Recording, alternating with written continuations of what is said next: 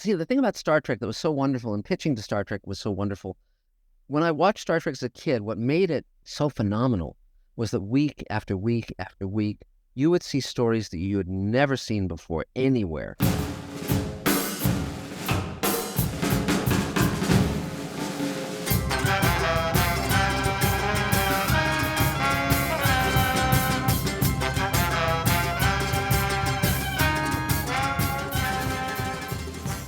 Welcome to Amusing Jews, where we celebrate Jewish contributors and contributions to American popular culture. I'm Jonathan Friedman. And I'm Joey Angelfield. Producer-engineer Mike Tomrin is working somewhere behind the scenes. Amusing Jews is a project of Adat Chabarim, Congregation for Humanistic Judaism, the Kol Shul Jewish Cultural Community, and Atheists United Studios. Hey, Joey. Fandom is the soil in which contributors are cultivated. A number of Jewish pop culture pioneers have straddled the line between professional and fan. Inventor, writer, and editor Hugo Gernsback founded Amazing Stories, the first magazine devoted to science fiction. Superman co-creators Jerry Siegel and Joe Shuster introduced an early version of the character in Siegel's science fiction fanzine. The first World Science Fiction Convention was chaired by Sam Moskowitz, a writer, critic, and historian of the genre. When the creators of the things we enjoy are also fans of those things, we can sense it. That's certainly true of today's guest, who is known to many as Mr.Sci-Fi. We are honored to talk with Marc Scott Zicree, a science fiction author, screenwriter, and producer who's written hundreds of hours of TV programs for most of the major studios and networks. His credits include, among many others, Star Trek The Next Generation, Star Trek Deep Space Nine, Babylon 5, Super Friends, He-Man and the Masters of the Universe, and The Smurfs. His new sci-fi series, Space Command, is currently in production. He's also the best-selling writer of the Twilight Zone Companion, the Magic Time Trilogy, Guillermo del Toro's Cabinet of Curiosities, and a new book, Love, Gloria, a memoir of my mother.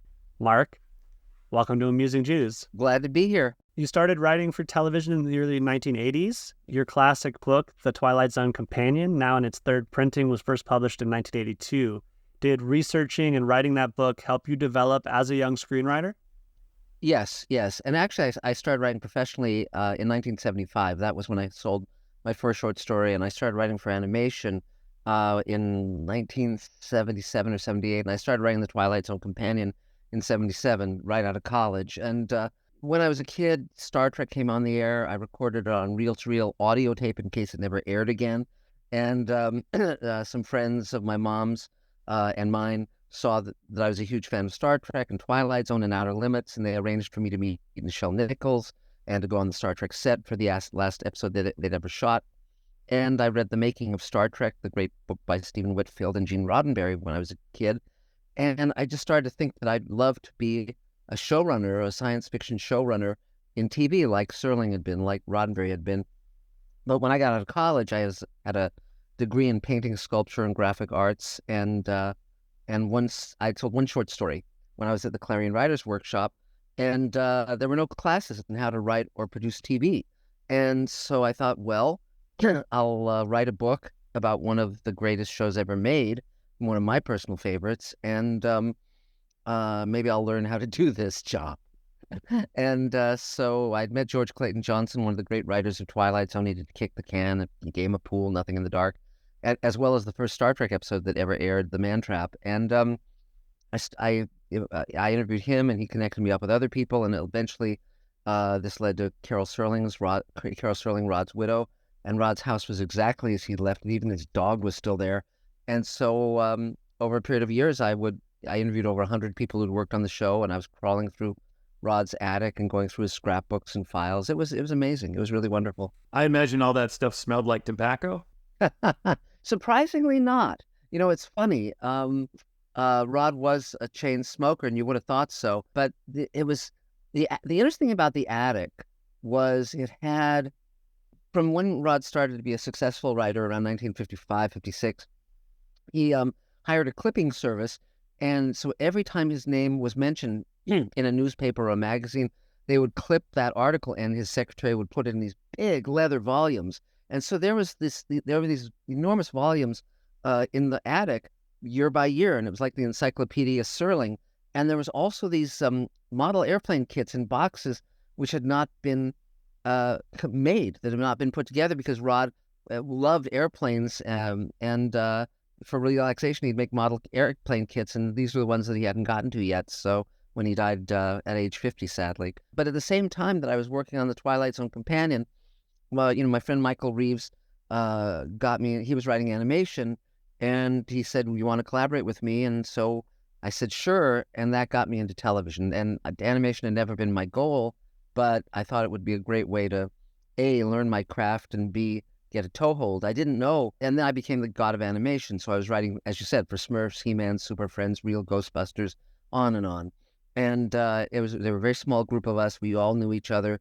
And, we were all in our 20s or early 30s at the oldest. And it was a lot of fun. And we'd all of us be writing for multiple shows simultaneously. So you might be outlining a Smurfs episode while you were writing He-Man or Black Star or Pole Position or The Littles, or on and on and on. So there you go. Enjoying the show? Click like and subscribe. Well, as you mentioned, your credits absolutely hit a lot of nostalgia buttons, whether it's your work on cartoons like He-Man, The Smurfs, The Real Ghostbusters, James Bond Jr., Phantom 2040, one of my favorites. That was fun. I still have the shirt. Or, live action series like Babylon 5, Sliders, Star Trek.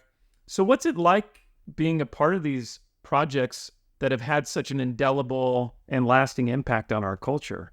Well, the fun part is, ever since science fiction got going as a genre in the 20s, you mentioned Hugo Gernsback, there was that fans became pros. Ray Bradbury was a dear friend of mine, and he showed me some of the fanzines he wrote for, the mimeographed fanzines, when he was a kid, when he was a teenager. And so there's always been a tradition of science fiction fans becoming writers, going to conventions, talking to the other fans who they all knew. It was a small community at first, and there was a real inclusivity to it. It was I really loved that about science fiction, and there was a sense of the older writers mentoring the younger writers and kind of helping them come up in the trade, and also, of course, when I was a kid and saw with Twilight Zone and Outer Limits and Star Trek that the guys writing those shows were the same names that was on the books that I was reading. Ray Bradbury, Harlan Ellison, Ted Sturgeon, et cetera, et cetera, et cetera. And they all, when I was a teenager, became friends and mentors. So I was very aware of being part of a tradition. And then when I got into writing for TV, first of all of us were fans of the Twilight Zone, and most of the showrunners, particularly in drama, nowadays they all are huge Twilight Zone fans. And But for instance, you were mentioning, my goal was always to break into live action. So I got to the top of the heap in writing animation, and the Twilight Zone book came out. It was very successful. And so I wrote a spec feature that sold, and it got me a pilot deal, live action. It got me a pilot deal with NBC. That got made, and then I was hired to develop a show called Captain Power and the Soldiers of the Future. And so I spent a year developing that show. And they wanted me to story edit it, but I was writing features at the time and couldn't. So I recommended someone who'd never written live action TV before. It's just someone I'd met as a friend in the animation days. And they hired him on my say-so that if he failed, I would step in and do the job. And that was J. Michael Straczynski. And those two producers were the two producers he ended up doing Babylon 5 with. So you can see that, all of us writing for all those shows for Filmation and Deke and Hanna-Barbera and so forth, then that fed right into Captain Power, which fed right into Babylon 5 and so forth. So there's a real flow of creativity and friendship that just kind of, basically set the tone for science fiction, the entire genre, over the last 40 years, one way or another. This may be an oddball question, but, often fans who watch certain science fiction shows or movies say, well, this feels like a Twilight Zone episode. I'm sure you have that experience. Is there any sort of remnant or even essence or echo of the Twilight Zone in something like Smurfs? Or is it just kind of formulaic? No, not at all. It's not formulaic at all. What we were always trying to do, again, I bring my A game to everything I do. So I'm never slumming. I'm never, I'm the only writer who wrote for both Smurfs and Friday the 13th, the series. And the characters in both shows, the one phrase they used more than any other in both shows was, "Oh no." And I'm also the only writer who wrote for both DS9, Deep Space Nine, and Babylon 5. And so I was always trying to be creative to come up with something I'd never seen before. I wrote It Came from Outer Smurf, which had an alien landing in the Smurf village and impersonating a Smurf. And so, it's like, and all of us knew, all of us were enormous fans of genre. And some of us would be also enormous fans of animation. Even though I never wanted to be an animation writer, I was very steeped in it. I knew Tex Avery and Chuck Jones and all those people. And I knew their work. And some of them I met at science fiction conventions, Bob Clamp and so forth. But yeah, it was but it was funny because when I was hired to story edit Friday the 13th, the series, and I was never a staff writer on a show. My entry-level staff position was story editor. People would come in to pitch, and someone would come in and say, well, there's this ventriloquist, and he's got a dummy that comes alive. And I would like to say, boy, are you pitching to the wrong guy? I know what you're stealing, because it was a Twilight Zone episode. And, but yeah, Twilight Zone has had an enormous impact on film, TV, books, you name it. Because we all saw those things. A big difference between now and then was back when I was a kid, there were only three networks and PBS.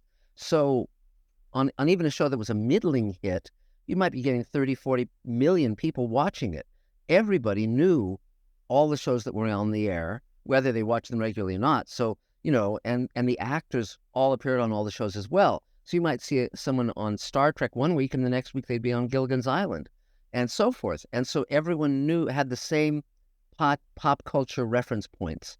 Whereas nowadays, the audience is so fractured on all these different platforms and all these different, everything, that it's much harder to get something that's so ubiquitous that everyone knows what it is and gets the joke. Because if you don't know the reference, you're not going to get the joke. So that's another part of it. Your latest book, Love, Gloria, a memoir of my mother, gives an intimate portrait of your mother told through memories, discoveries, and occasional surprises. She was a remarkable woman who endured tragedy, loss, and poverty, but exuded love and vibrancy until the end. What did you learn about your mother through writing the book, and what do you hope readers come away with? It's really interesting. Thanks for that question. And this is actually the first question anyone has asked me about the book in an interview. So that's really fun because the book just came out. My parents divorced when I was 3, and I was raised by my mom in Los Angeles, and my dad raised a second family in Orange County, then a third family, then a fourth family, and I would visit my dad every other weekend, and so I was very much a city kid, and my mom was the principal person raising me, and she was amazingly joyful in the moment and present and just incredible. And so as soon as I finished the Twilight Zone book, I had it in mind to write a movie about her. And so I interviewed her and all of her friends, and I spent about a year working on that feature. And the script really never quite came together. I put it back. I put it in the file folder, to come back to it in later years. And thank God I did those interviews, because having done the Twilight Zone book, I was a very good interviewer. I knew how to interview people and really get to the meat of the subject. And so my mom died when she was 63, several decades ago. But because I had those tapes, because I had all that stuff, and I asked all the questions I needed to ask. When my mom died, there was nothing unsaid. There was nothing like, oh, I wish we'd had that moment when blah, blah, blah, blah. No, it was all, it was tragic that she died at 63, but it wasn't, we didn't have any unfinished business, thank God. And, but I knew that I wanted to write about, because my mom had such a traumatic childhood and was so damaged. I was very interested in how someone came from that childhood and became this incredibly loving, present, joyful person. I think I was really interested in how one can live a life full of love and connection and joy coming from such tragedy. And the fact that she met a young woman who had equally been damaged, and the two of them during World War II became roommates and ultimately became the sisters that neither had ever had, and in a way completed each other, and then went on to have happy, fulfilled lives, but very different lives from each other because her friend Arvi, my mom got her married off happily, and Arvi had two daughters who loved her, and she had a loving husband, and my mom saw her all the way through to her death. I was very interested in, first of all, what makes a life successful, because, you tend to think of like the movers and shakers of history, the generals, the presidents. But I was very interested in women, particularly of those decades, the 40s through the 60s, let's say, or the 70s, where if you weren't going to be a housewife, if you weren't going to have the traditional path, if how did you build a life if you were a woman? How did you have a life of meaning and effect? And so I was very interested in that, and that's why I wrote the book. And I'm very, very glad that I did. And and she would show me, even when I was a kid, she'd show me her World War II scrapbook where she was dating all these incredibly handsome officers. She only dated officers because they had cars, and they had to be 6 foot tall or taller, and my mom was like 5 foot tall. And but they were incredibly handsome men, to the degree that sometimes we'd be sitting looking at her scrapbook, and I'd say, "Is this the same guy from the other page, or is this a different guy?" Because they were just, amazingly handsome. And so that was great. It was just a great joy, and I felt also a sense of obligation of wanting to pay tribute to my mom and share her with others, because she was really the most remarkable person I think I ever met.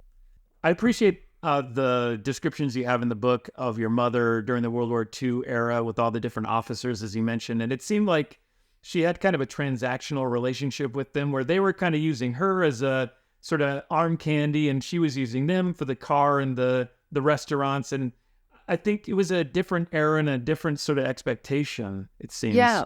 Well, if you think of sort of like a young woman around 19, 20 years old, dating a lot of guys, going to a lot of parties, having a lot of fun, then it's not that unusual even now, really. My mother did meet one officer in World War II who really she did fall in love with, and that was Glenn. And he, Eugene Scott Lynn was his name, Gene. And my name, Marc Scott Zicree, the Scott, is from him. So my mother named me after an old boyfriend without telling my father, and par for the course. And but yeah, so I think because she'd been so damaged early on by men, I think she was very wary, very, and it did become transactional in that way. But my mother was never, I was gonna say a gold digger. It's like she had enough empathy, enough kindness that she might let someone take her out or whatever, but she wouldn't have them send the paychecks to her from overseas or anything like that. She wouldn't do anything really dastardly, or permanently damaging to them.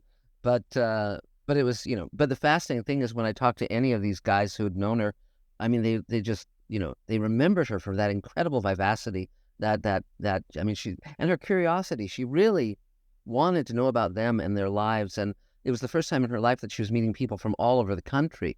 Because prior to that, she grew up in L.A. and she'd sort of known L.A. and Chicago, and that was about it. So, and she was very much, in the Jewish community as a kid.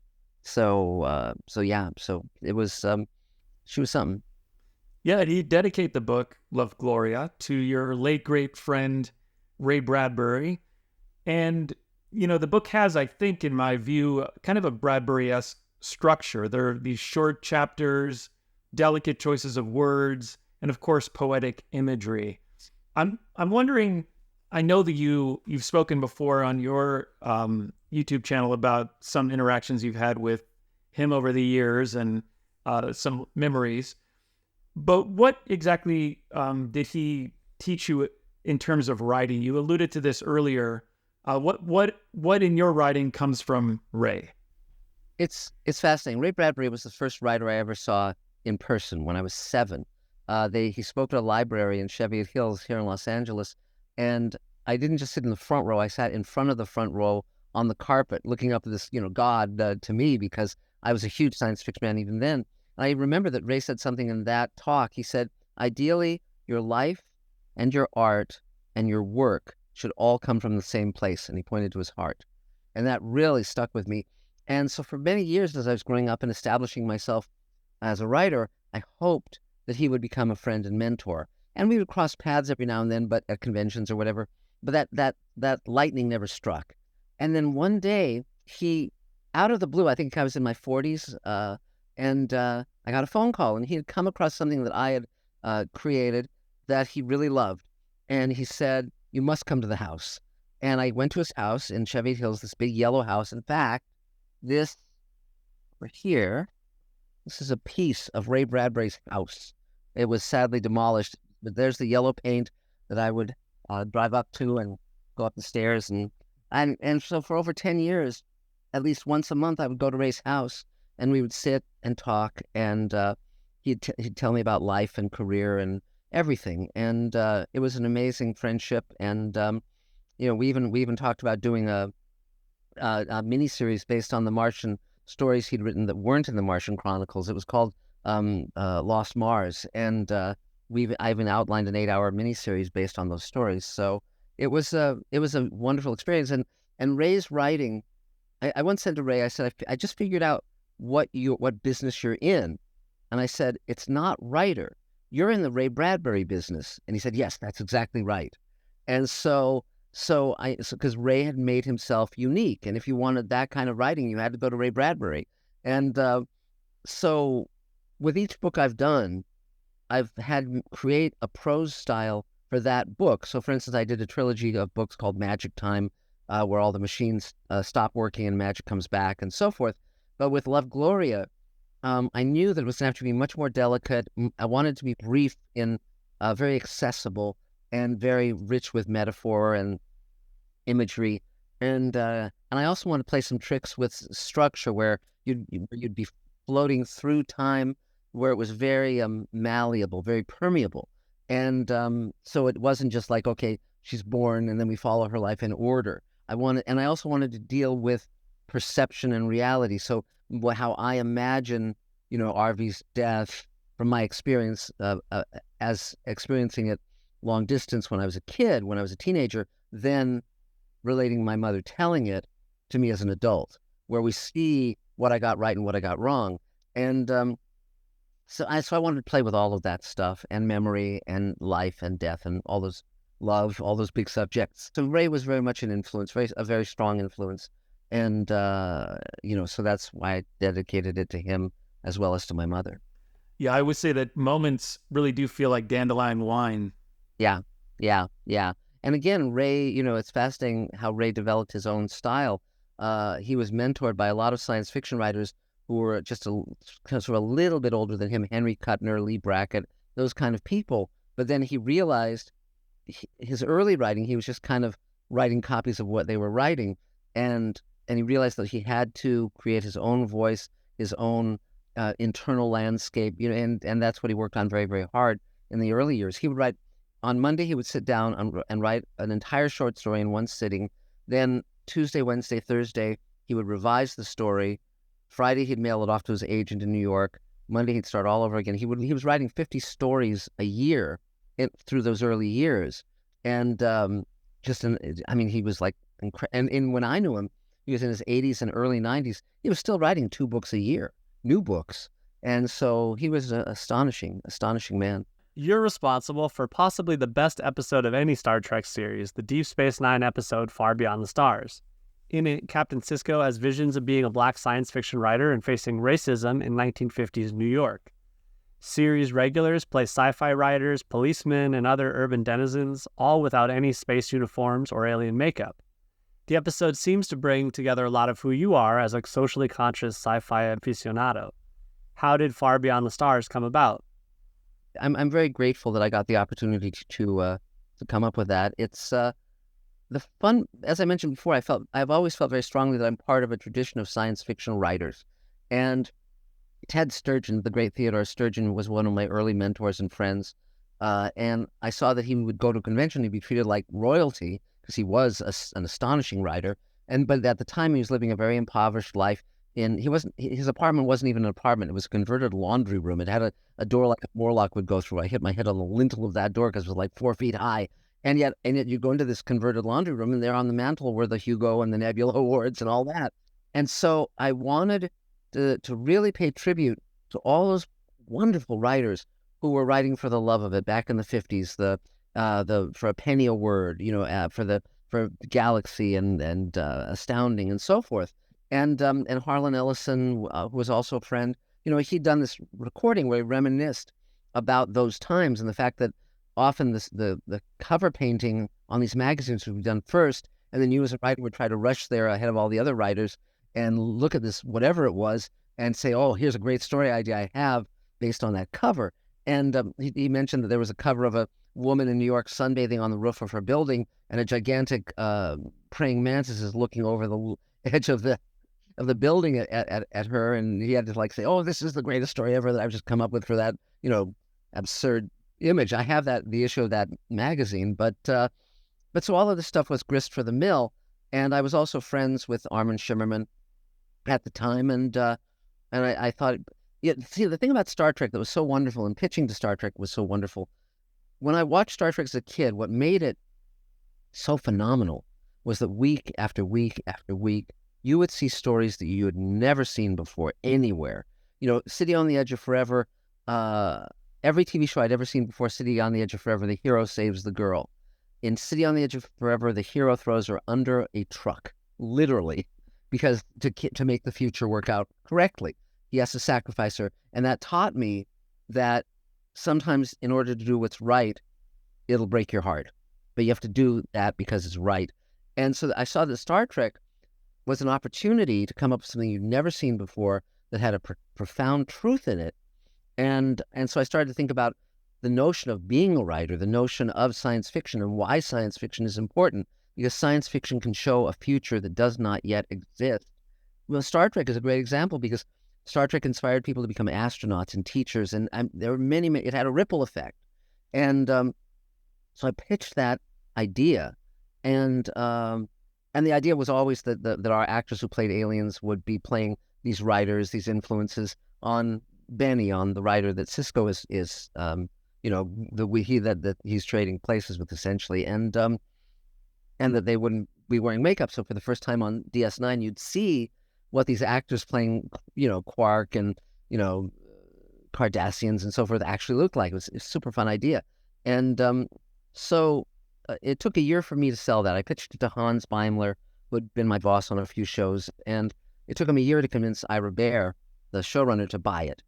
And Ira's great contribution was his idea was, let's deal overtly with racism for the first time in Star Trek, because you have Uhura, who's black and so forth, but there had never previously been, and they'd done episodes with them, half black, half white, the ridiculous Frank Gorshin episode, but they'd never had any character on Star Trek say, I'm black, or, and to overtly head on hit that, really, really get granular with it. And so that was, at the time I was producing Sliders at Universal and writing a number of Sliders episodes. And the only time I had to work to meet with the writing staff on DS9 was at lunch. So I came over the hill to Paramount, and we sat around the table with the entire writing staff. It was a phenomenal staff. It was Ron Moore and Ira was there, and just everybody.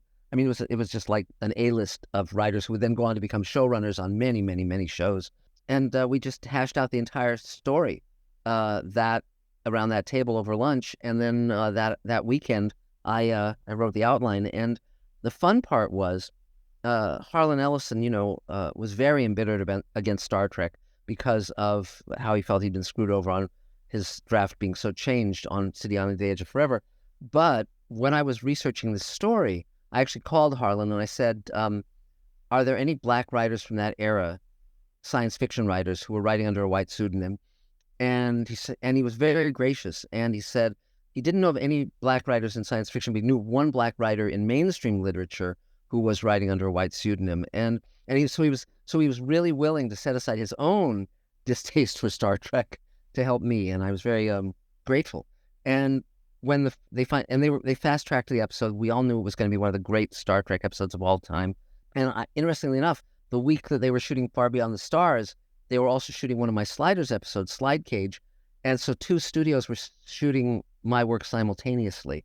And so I actually got photos with both casts on both sets the same day, with me in the same clothes.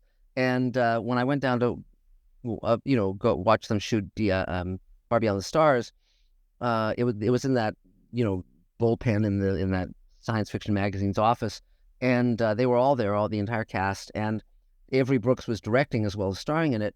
And so I observed a scene, and he was kind of like looking at me, not knowing who I was, because I'd never met him. I was pals with Armin. And so finally he finished the scene, and he said, everybody, lunch. And I walked up to him, and I said, hello, Mr. Cisco, Captain Cisco. I'm Avery Brooks. I'm Marc Zicree. I came up with this. And he said, everybody, stop. And everyone stopped. And he put his arm around me and said, say to them what you just said to me. And I said, I came up with this story? And he said, he came up with this story. And everyone applauded me. And it was a great moment. It was a great moment. And, so that was, yeah. So, so the reason I love working in television, and I'm still doing it, is because you can reach millions of people. One episode of a TV show can change someone's life forever, for the better. I'm very proud of the body of work I've been able to create. And there's an interesting coda to that, which is 20 years later, they were going to have a screening of Far Beyond the Stars at the big Star Trek convention in Vegas. And I was invited to be on the panel. And in the green room, they were running the episode in the auditorium for the audience, thousands of people. And in the green room was where the actors were hanging out. And normally in the green room, nobody's looking at the little monitor. They have a monitor showing the episode that's screening. No one's looking at that. People are calling their agents. People are talking about food. It's like nobody gives a shit about the episode. The entire cast of DS9 and the entire cast of Discovery were watching that episode, and you could hear a pin drop. And when Benny, Avery Brooks' character, says to the cops, "You killed that boy, you murdered him," that the younger guy was trying to hijack it, to steal a car, to have a major studio in the 1990s or whenever we made that episode, 1998, have a major American studio say, cops in New York murder black people, just to have them legitimize what black people, of course, had known since, forever. And this is 20 years before, Black Lives Matter. And so to have the entire cast of both shows and the actors from Discovery had never even heard of Far Beyond the Stars watching this with such enormous regard told me that episode still, more than ever, really had relevance and still had meaning. So it was great. I just read the novelization, actually. Yeah, Stephen Barnes. Yeah, but his afterward talking about how that episode inspired him as a black writer, and he wasn't feeling represented, didn't see his experience on screen. I mean, what you're saying is so powerful.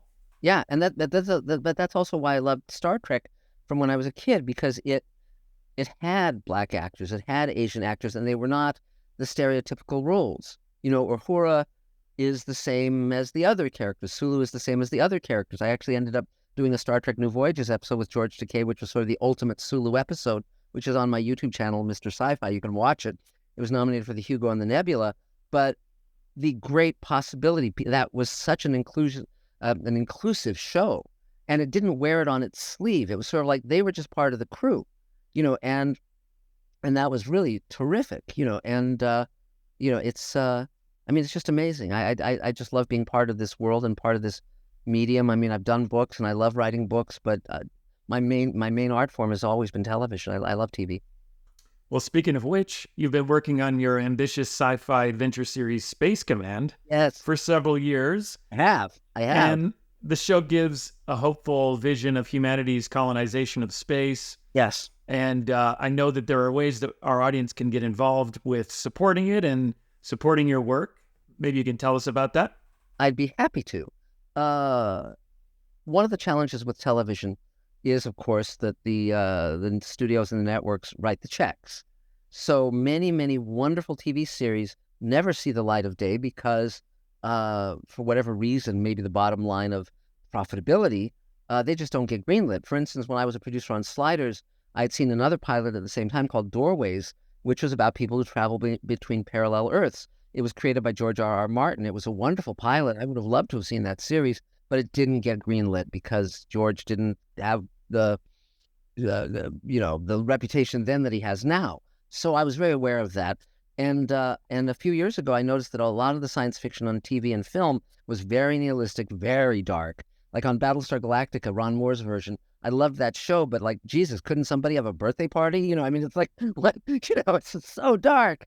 And so I wanted to do something hopeful and positive that said, we can reach across boundaries and barriers. We can create a future worth living in, a future for our kids and grandkids. It's not just going to be shitty, okay? But we have to take action. We have to take personal responsibility for that. And so a number of my friends are showrunners, and they said, well, let's walk this in and get a pilot deal. And I thought, no, I don't want to be cut off at pilot. I don't want to get cut off at script. And I don't want to get studio notes that might make it stupid. I didn't want to put in, a funny robot or a cute kid or a space dog or whatever, And so, not that I have anything against any of those things, but just the way they would make me do it. And I've been very lucky in my career. Most of the network executives I've dealt with have been great, smart. They wanted to create good shows. I've been very lucky, but that doesn't mean that there aren't the other kind out there. And also, just by its very nature, a network and a studio, those executives have to make sure that everything is financially successful. Otherwise, they lose their jobs. So, different objectives. So I'd never raised money before. I only worked for the major studios and networks, pretty much all of them. And I thought, well, let's see if I can raise money. I don't know if I can, but let's try. And I run a roundtable for writers and directors and actors and producers and anyone in film, TV, or books. And it meets every Thursday, both online via Zoom and in person at a restaurant called Denny's, where the food is mostly edible. And but so I've been running this thing for 30 years. I created it just to have a supportive, compassionate Hollywood, like I wanted Hollywood to be. And so it's thousands of members now. This group I've created. It's called The Table, and I'd started hearing about crowdfunding from the young people who were trying to finance their short films or whatever. And I said, well, let's see if I can work that, if I can do it. So I had some friends who were advising me, and we set a target, $75,000 to raise in 2 months. And we raised that in 3 days. And it went on the campaign. That initial campaign raised $221,000. And that was enough to open up our studio and start shooting Space Command. And I knew I was going to cast some of my friends from different shows that I'd worked on, Doug Jones, Bob Picardo, Bill Mumy, Mira Furlan from B5, and so forth. But we also had a worldwide talent search where anyone in the world could audition for the 2 of the lead roles. And because I thought, well, the world is financing this thing, why don't we let the world really have a possible chance? And so we got 7,000 inquiries, 1,200 videos, and we cast about 9 actors from those videos, including Captain Kemmer, Ethan McDowell, his great-grandson, Aaron Gaffey, on and on. And Ethan, who's our lead, is now on Walking Dead, so his career has really, really blossomed. And so that was, and then since then we've done a number of crowdfunding campaigns, and we also sell shares in Space Command for $7,500 each, where they get a percentage of my producers' net profits when the show starts earning money. And so over the last few years, I've been able to raise $4 million, and still going strong. So and we're not just doing Space Command; we're doing other features and other TV series too. I'm creating shows with the creators of The Expanse and Farscape and on. A new Rod Serling show, tons of stuff. So it's there's a lot that we're working on. It's fun. It's very fun. And I know that some of it is available now on Amazon. Yes. The first 2 hours of Space Command, it's called Space Command Redemption, is available on Amazon and also on Google Play here in the States. And a company called Indie Rights picked it up for distribution, and they're going to Cannes in May, and they'll be selling it worldwide. So obviously, the more we can get positive reviews and ratings on Amazon and Rotten Tomatoes and all of that, the better, because that'll help give them ammunition to help it sell really well around the world. And we're currently finishing shooting hour 6 of the 12-hour season. It's structured in 2-hour stories that create a larger arc story over the course of the season. And so we've, beyond the cast I mentioned, we also have Nichelle Nichols and Armin Shimmerman. We got Nichelle Nichols just before her passing, and that was amazing because I met her when I was 10. And and Armin, so it's Armin Shimmerman, my friend Christina Moses, on and on. I mean, Barbara Bain, for God's sake, from Space 1999 is in our cast. I mean, it's just, it's just an embarrassment of riches. It's so much fun. And we have 3 sound stages filled with spaceship sets and giant robots and spacesuits and aliens and all of that stuff, as one does. It must be fun to be surrounded by that stuff. It's great. It's great. As I mentioned earlier, I went to my high school reunion, and then I went to my elementary school reunion. And a couple of kids I went to elementary school with came to my studio, and they remembered that when I was a kid, my stepfather, when I was 8 years old, built me my own rocket ship as a surprise. It had like Air Force surplus controls and a little porthole with a picture of the Earth seen from space. And this is before the moon landing. And then so they come on to my studio, and they see all the spaceship sets, and they go, "You haven't changed one bit since then." And they said, "You followed your dream. You really followed your dream." And it's true.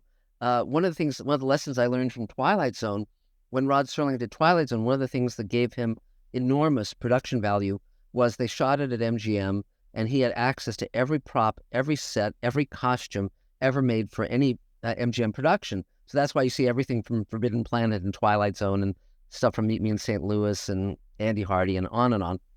So when I was a producer on Sliders, I said to the guys at Universal, I said, "Do we have access to all the props, costumes, and sets from any Universal production?" And they said, "No one has ever asked us that question. We'll go check." And they came back and they said, "Well, with a very few exceptions, the answer is yes." So we were using stuff from 12 Monkeys and Jurassic Park and Best Little Whorehouse in Texas. And, so when Space Command started, I knew we were designing and building sets and costumes and so forth. My friend Ian McCaig, who created character designer on Star Wars, he did Darth Maul. He created Darth Maul. He created Queen Amidala, and brilliant artist. And so he's our character designer on Space Command. And but I knew that we could augment that by acquiring sets and costumes and props from big budget science fiction movies and TV shows. And so we've got stuff from Alien and Aliens and Forbidden Planet and Twilight Zone and Outer Limits and Cloverfield Paradox and Ender's Game, and it just goes on and on. We've got about 30 spacesuits and just tons of spaceship consoles, and they're gorgeous. I just got this amazing control panel from Black Adam, and it's gorgeous. It's made of metal. It weighs a ton. It was not expensive at all, and you barely see it in the movie, and it's gorgeously designed. So again, we use the sleeping pod from the movie Passengers, and so it's just, I found that I could acquire these things and use them to great advantage. So that's what we're doing. Your 2022 book, Greenlighting Yourself, Living Your Hollywood Dream, is full of practical advice for aspiring writers, producers, actors, and directors for film and television. What are some key insights from that book? Because I run this roundtable and because I was able to raise all this money to make Space Command and so forth, I realized that a lot of the books on how to have a career in Hollywood were outdated bullshit. Okay? So like they would say things like, all you need is a great script. Well, look at the movies and TV shows that you see. How many of those are great? Clearly, a lot of really shitty scripts are getting made. How does that happen? And they'd say, well, you need to get an agent. Well, no, you don't. And to get a mass audience, you need the studios and networks have to make no, none of that. If science fiction never predicted we would all have video cameras in our pockets.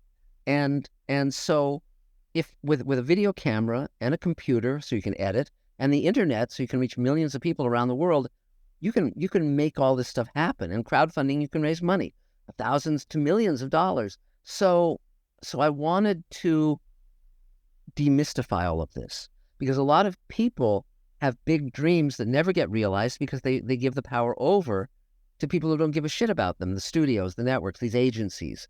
They get rejected by CAA and they figure they don't have talent when it's the opposite. And so I wanted people to understand that all they had to do was take power, and that's how it works. That's how it happens. And that Hollywood as a concept is now worldwide. So someone can be making their dream project in East McKeesport, Pennsylvania, or Kathmandu, or anywhere, and we can all watch it. And with Netflix putting foreign TV shows on the air, I mean, I'm more likely to be watching a TV show from Norway, or China, on maybe even on YouTube, than some crappy, I was gonna say Marvel movie or whatever, but no, I don't mean to shit on Marvel. But it's like I am offered wonderful work around the world, and it's available, and so people don't have to wait to be picked. They can make it happen, and that's what I've learned, and I wanted to share that because people get their hearts broken and their dreams crushed, and it needn't happen. Hollywood can be very corrosive. It can be very cruel, and I want to sort of be the antidote to that. Bonus question: could you tell us a little bit about your Jewish identity? Both my parents were Jewish. They met in a gay bar in 1950. They finally figured out they each other weren't gay, and so then, hence me. And but I grew up in a Jewish neighborhood in L.A., the Beverlywood neighborhood, and all the white people were Jewish. And until I was 12, I just assumed if someone was white, they were Jewish. And then at 12, I finally started meeting, non-Jewish people, and that was quite a realization. But one last Jewish thing is most people don't know that Rod Serling was Jewish, and that has very, very strong. That was a very strong part of his identity, and and that shows in episodes like Death's Head Revisited, which is about the concentration camps and so forth. So, but I've had a great time, guys, and thanks for everything. And you're welcome to take part in my table anytime you want. And if you're in the LA area, I'll give you a tour of the studio. Well, thank you so much for joining us, Marc. You're very welcome. It's been a thrill. And to our audience, now back to your regularly scheduled lives. Amusing Jews is here to amuse you. If you like being amused, go ahead and click like and subscribe.